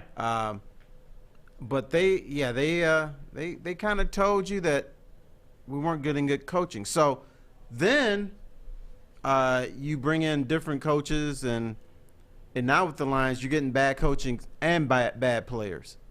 So hopefully that will change now. All right, we got to take a quick break. A couple things to hit on before we get out of here. I thought a great gesture by the golf world yesterday. Terry's got an issue with some dumb people as well. We got to keep fighting the dumb every day. Got to just keep fighting the dumb. Keep fighting the dumb. Can't let them win. Can't let them win. You just can't. Even when your arms get tired, keep swinging. MyBookie. Want to tell you about MyBookie. No matter the sport or season, you can always win big now. I'm talking non-stop action.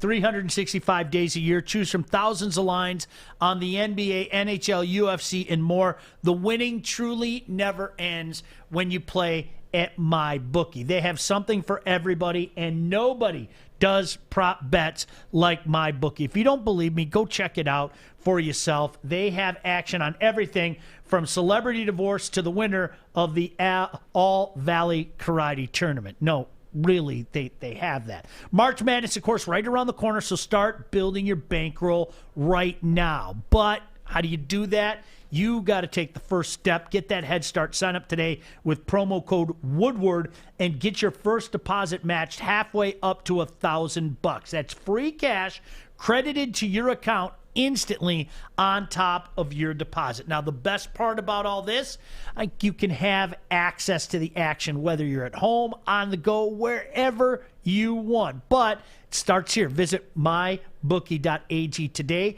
and use promo code Woodward to grab yourself a deposit bonus. Bet, win, and get paid at MyBookie. Such a pleasure to have Terry Foster in with us on Mondays. Glad you're here as well. I'm Sean Baligian, Art Fish in the house. This is Woodward Sports. I'm looking to bring on another HVAC tech right now. We are recruiting 5 to 10 techs a month. We're looking to grow and expand. Every new tech we hire is from Northwestern Tech. The hands-on training is fantastic. They're always my first call. We love hiring Northwestern Tech grads. They come out trained and ready to work. Our program is only 10.5 months, and our next classes are starting soon. So why wait? I'm looking to hire Hire a graduate of Northwestern Tech. Northwestern Tech. Northwestern Tech. Northwestern Tech.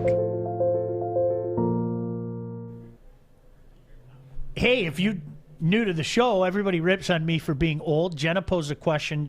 She said the hook is not showing up on the schedule on the app. And I guess the answer is, Terry, because it doesn't show up until the show's live. Is that how it works? I have the app, and that's been my findings so far. So I think they need to fix that up. Okay. But maybe there is a show schedule that I haven't seen.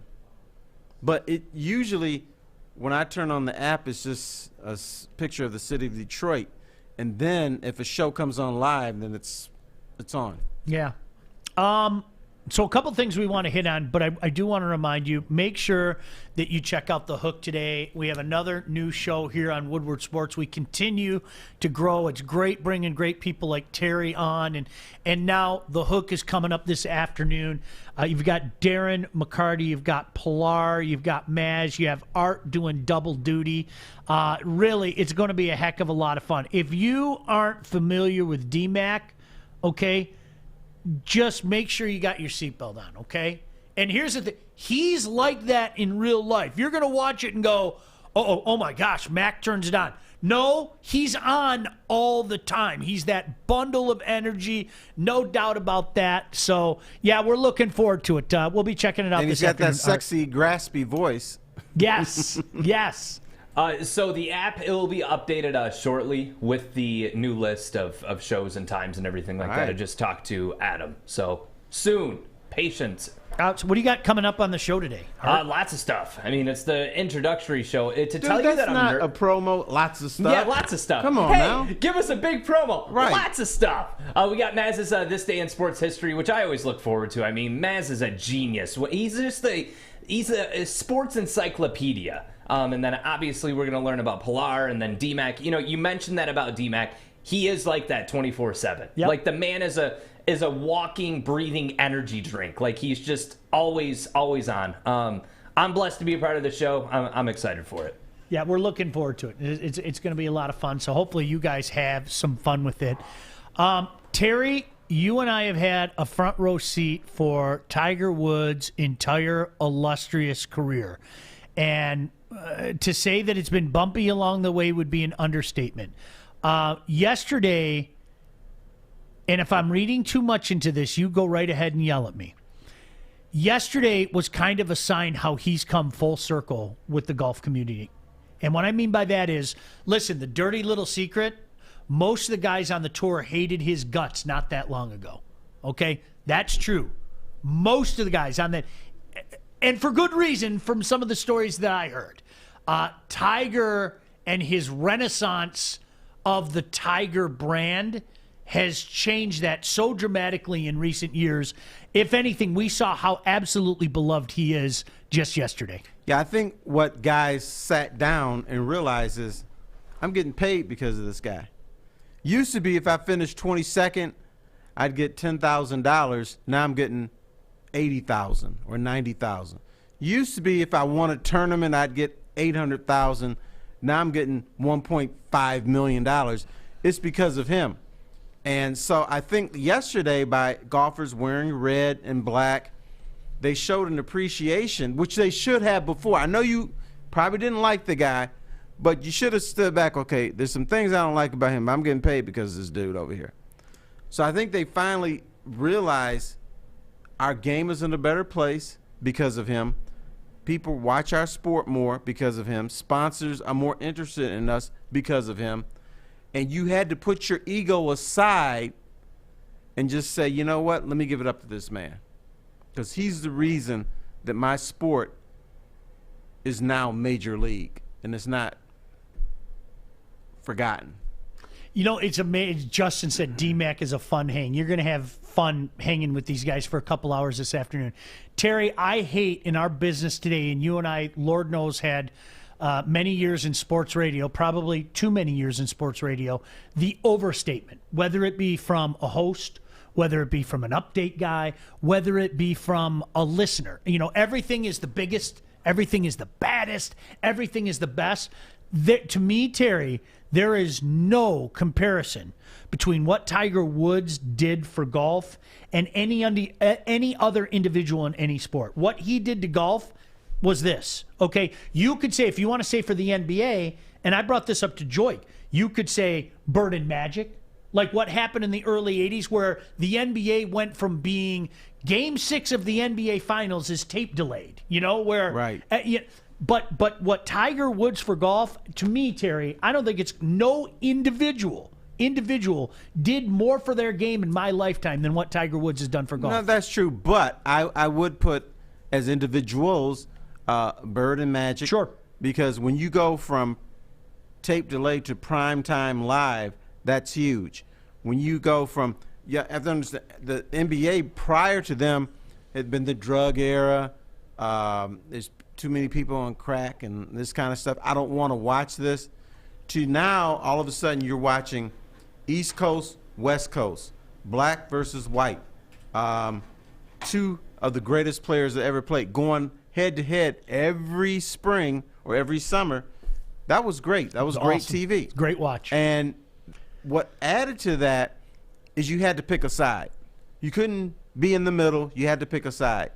And so we had a divided nation in a good way that, brought TV ratings, brought revenue, and brought interest. So I would compare Magic and Bird to Tiger Woods. I would compare Serena Williams, for what she's done for women's tennis, to Tiger Woods. And if you want to say it's a little bit below, I can respect it, but it's in the neighborhood now.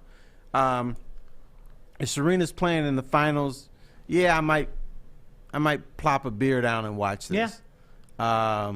The wife will stop what she's doing and watch this. So in baseball, you don't have that because like a guy like Mike Trout doesn't want to be that. No. I don't want to step up and take control of this game, even though I could.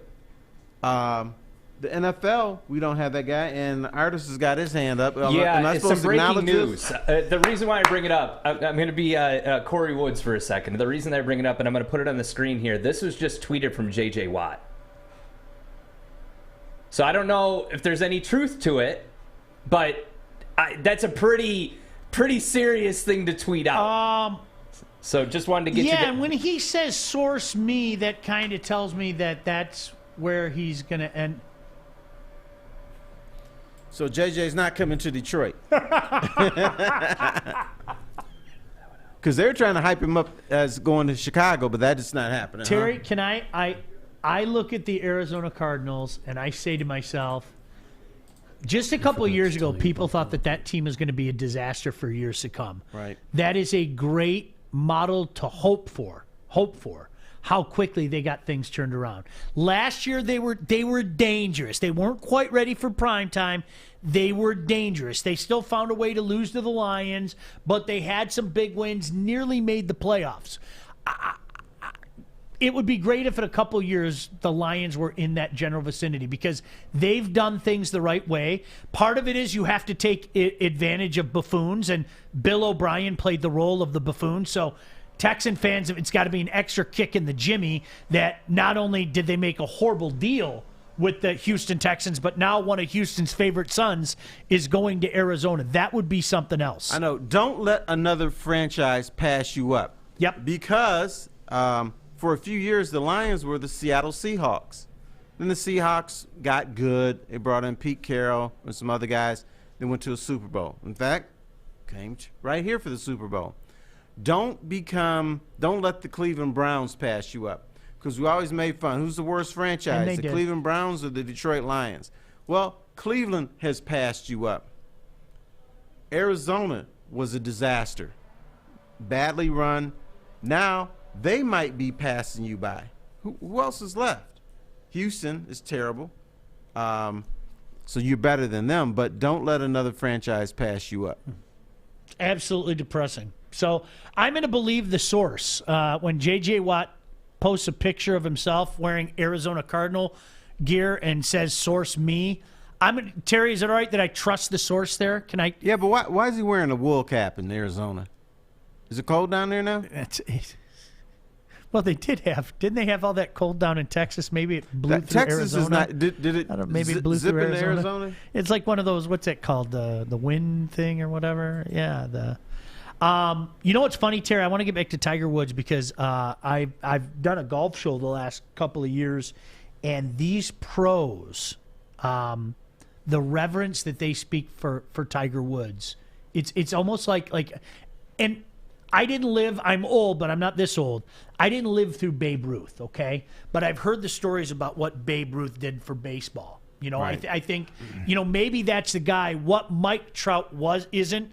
Maybe, again, I didn't live through it, but it sounds like Babe Ruth just kind of grabbed baseball by the scruff of the neck and said, "You're coming here with me." These pros that I talked to about Tiger Woods last year, it was almost like they stopped, they had to think about it, and then their eyes got wide with wonderment about the impact that he's had on golf. And I think a lot of these guys, maybe they're talking from the standpoint, Terry, of before Tiger and after Tiger. And what I mean by that is now they're all busy giving lessons. Yes. Maybe 20 years ago they weren't giving lessons left and right. But Tiger's turned it into everybody and their brother wants to golf, right? Everybody and their brother wants to golf. Yeah, and Tiger's being a nicer guy than he used to be. He's acknowledging people. He talks to people. He signs more than he did back in the day. So I think guys have looked at that and they've gravitated to him a little bit. He changed a generation. I was telling the story the other day. Us old heads picked up Nike golf clubs. Us old heads picked up Nike golf balls, and that us black old heads started playing golf at Ebony Hills, which is our joke for Palmer Park. And Palmer Park is an old, dilapidated course that even if you hit it in the fairway, you're in 3 inches of grass. That's how bad it is. So it's a little bit rough. But he changed a generation. People got their little stupid TW hats and you're wearing their red on Sundays and stuff like that because I am Tiger Woods. That's who I am every time I walk out on the course, even though that ball might go left and right and all over the place. But I am Tiger Woods. He's my guy. The first year that he won the Masters, 1997, and the coronation and dominating and everything, I'll tell you how my life changed. My buddies and I went to the Tiger game that day. I don't know if you remember, Terry, it was one of those freezing cold days. And, we were just excited. Baseball's back. We're going to the park. But twofold, because it was so cold, we decided that we were going to leave 1 o'clock start. We were going to leave early so we could race home and watch Tiger Woods in the Masters. Okay. I respect that. Never in a million years would I have done that in my lifetime. Baseball game, even if it's 35 degrees and snowing, or go home and watch the Masters. Right. And it was funny. We all kind of caught ourselves too. We were all like, all right, this is weird, man. We just left a baseball game. Why? Why did you do that? What was special Tiger for Woods. you? Period. End of story. I understand Tiger, but Woods. what did he do, or what did he represent that moved you to do that? Golf changing. Golf changing in many different. He was a young guy. He was a guy that we heard so much about. He was a person of color. It was just so different from golf. Like everything that golf was, it was just so. He looked like the type of guy that I could relate to. He wasn't like a stuffy shirt. He was just like, he was this young, cocky guy saying, the way you guys did things before, it ain't working. So, I dug that. I never thought about that. That's a good question. Yeah, but you couldn't relate to him because he was on a different plateau. He had different things going on in his life. Yeah. But it was unbelievable. By the way, Anthony's saying, so this is the number out there, 2-year, $31 million deal with the Cardinals. Whew. That's too much money Way for him. Way too much money. How much is guaranteed? But you know That's what? a good question. It makes sense for the Arizona Cardinals because they have to show their fans we're serious about this. Yeah. Somebody said, hold on. I still think Murray is too small to survive unless they get a Teflon O-line. I love that kid. I like Kyler Murray's moxie. I'm not going to lie. Kevin said, Tiger easily the biggest individual sports athlete to accomplish everything in his sport, both with and without the trials or the self-created trials. Terry, when I think back, because I was still obviously a younger man then, it was what grabbed all of us. It was different. And don't get me wrong, I love Jack. Like I think I told you the story. I remember watching the Masters in '86, thinking it was crazy that my grandpa was winning the Masters, because at 15 years old, 46 seems so ancient. Like, you better get out the walker. What is this old man doing? And now that I'm 50, it's like 46 isn't old, and neither is 50. But I remember that. So I love Jack, but Tiger was just so, it was different. It was exciting. But the bottom line is, we like records. Tiger is not going to pass Jack Nicklaus. No. More than likely. No. He may end up with more tour victories, but he's not going to have more majors. So I guess the bottom line is he changed us in other ways. As far as I do think the race part played a role in it, because we hadn't seen a brother do this. It was breaking down barriers because it was viewed as a white stuffy country club sport, and this guy learned on the public links from his father. So it was a lot different.